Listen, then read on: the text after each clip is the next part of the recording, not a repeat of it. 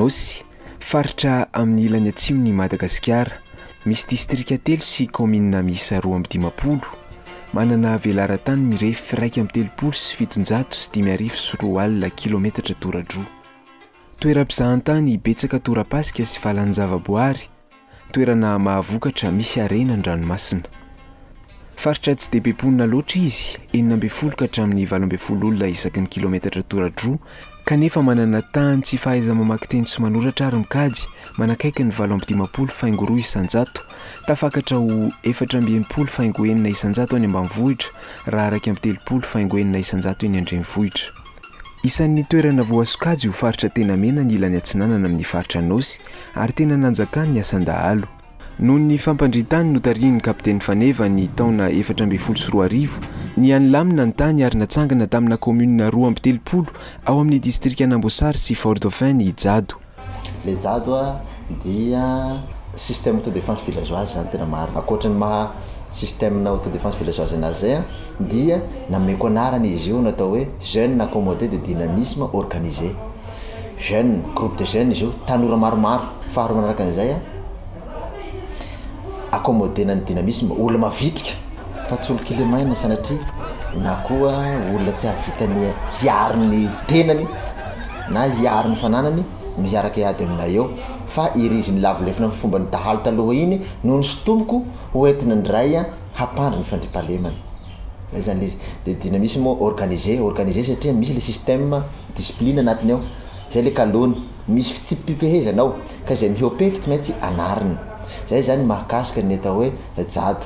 Tanora lehilahy ny ao de misy atao fivajà, zany hoe fikambanan'ny vadiny Jado. Mety tsy vitan'izy rery no tokony ampidirana anaty fiarahamonina, reny manambady. Nahoana ny Jado no nampianarana mamaky teny sy manoratra ary mikajy? Mahita ny fiainan'ny Jado dia hita hoe mbola latsaka ambany be ry zareo zany amin'ny lafin'ny fandrosoana ara-tsainy.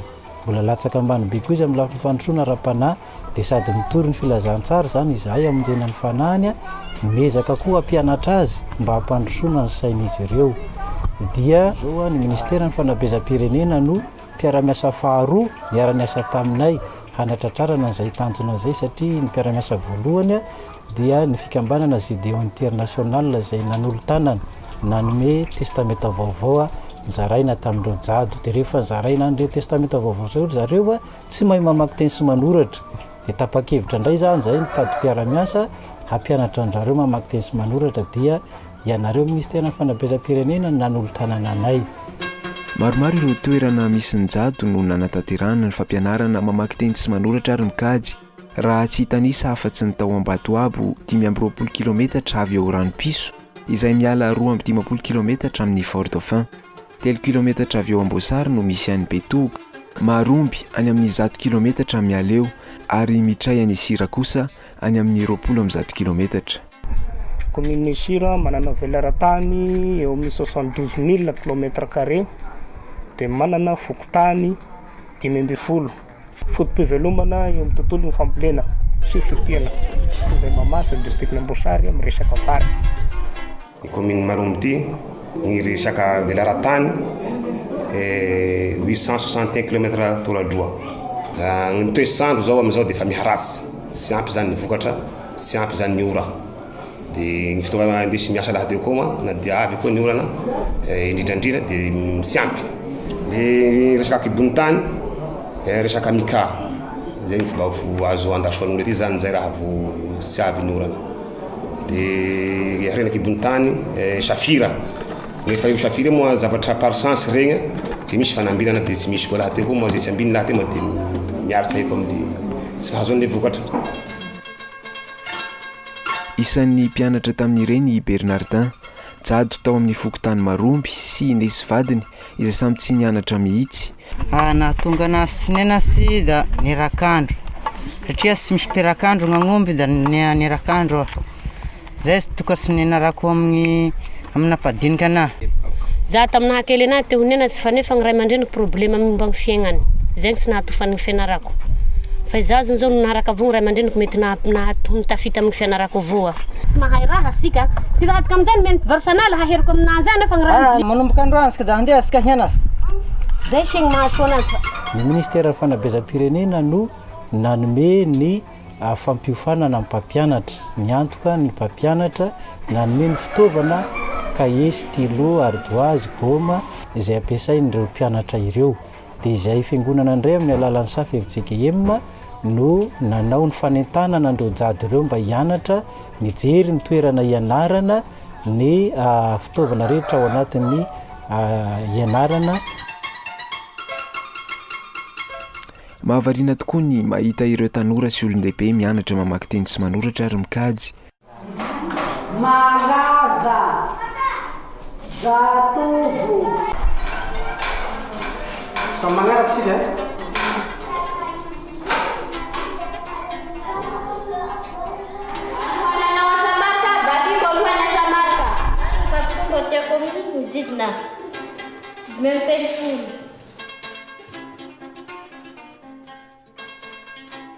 Ny fampiarana mpianatra ny fampianarana andavanandro dia zao tsy mora ambakain'olona, tena tsy very mandeha, mahay mikajy zavatra, mahay mamerim-bola.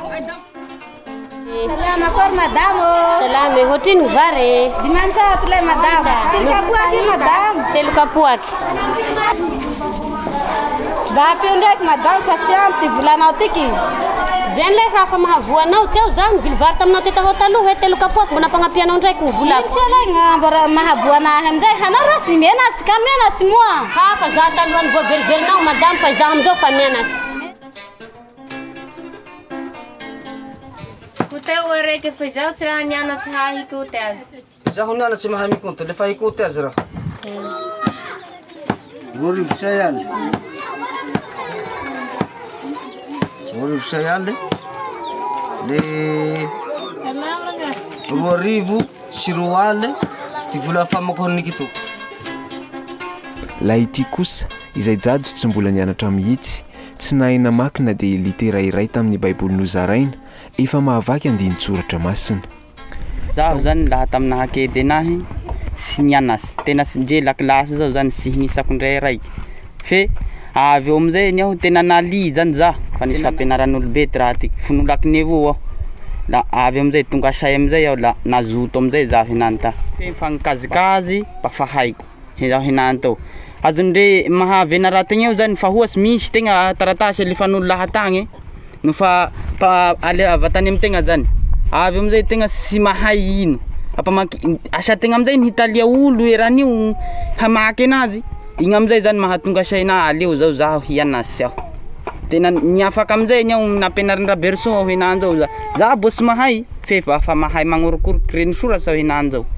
Lazaiko aminareo marina dia marina tokoa fa izay sy miditra amin'ny vavahady ho amin'ny valaondry fa mananika ny fefy dia pangalatra sy zulahy.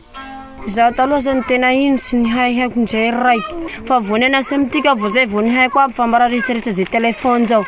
Zaho taloha minday olo avao ndesika fa bitsy crédit tika arika amin'ny région agny sika nimegnasy avao izaho aminanjy amizay fa sy mitaolo fa izaho rery mandeha raiky.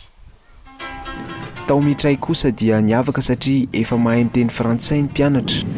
Je m'appelle Boyen, j'habite Mtray, j'ai 21 ans, fils de Nash. Je m'appelle Lanzara, j'habite Mtray, j'ai 16 ans. Je m'appelle Soala, j'habite Mtray, j'ai 17 ans. Omena taratasy fanamarinana ireo mpianatra nanaraka hatramin'ny farany ny fianarana mamaky teny sy manoratra ary mikajy ho fampirisihana azy ireo hanohy hianatra trany sy hitariana ireo namany tsy mbola nianatra. Le vavagna managnara zany mba tokony mba tsy izy zany fahatambarana mba izy zany fahasalamagna mba hianara ty manaky ty mbe tsy nianatsy magnavaratsy aby. Ny ONG Fara Vehivavy dia anisan'ny fikambanana misehatra eo amin'ny fampianarana mamaky teny sy manoratra ary mikajy miasa amin'ny faritra atsimony Nosy ihany koa. Ny famatsiana dia avy amin'ny fitondram-panjakana ministeran'ny fampianarana avy eo amin'ny DEPA zany dia site 10 nisy ty atao amin'ny ville zay tena hita hoe tsy maintsy natao satria betsaka ihany ny tsy mahay mamaky teny sy manoratra satria zahay miasa amin'ny social dia mahafantatra sy mahatsapa efa tena ilaina tokoa le izy. Ny zavatra ampianarinay zany dia ao mididinika fanentanana momba ny fiainany andavanandro, ao anatin'izany ny fahadiovana, ny fahasalamana, ny famokarana zay mety hiainany na eto amin'ny renivohitra na any ambanivohitra. Dia ao ny mamaky teny dia ny manoratra ary miafara amin'ny fanaovana kazy zany. Raha vao nanao nanjery ny tanàna zay zany dia hitanao zany ny fivoarany amin'ny fahadiovana, ny fampiaran'ny vakiteny moa dia hita izy zany mandray boky dia tena mahay mamaky teny izy zany magnaraka ohatra mihira firana izy efa tonga mivavaka dia hitanao hoe mihira izy amin'ny firana. Eo amin'ny kazy zany dia mandray cahier izy dia eo izy mikanto vola zany fa mandray an'igny taratasy dia hitanao izy hoe manana an'izany taratasy zany. Amin'le fampiarana amin'le zavatra ampianarina azy satria misy dinidinika fanentanana atao dia io dinidinika fanentanana io andraisan'ny lesona amin'ny fiainany andavanandro dia ireny zany raha mba misy zavatra kely zany azo atolotra an'izy ireny satria matetika tsy hanasa zany zareo. Tsy efan'olon-drera nefa ny fanatanterahana ny asa fampianarana mamaky teny sy manoratra ary mikajy toy izao fa mila ny fifanomezan-tanana sy fiarahamientan'ny hery velona rehetra isan-tsokajiny.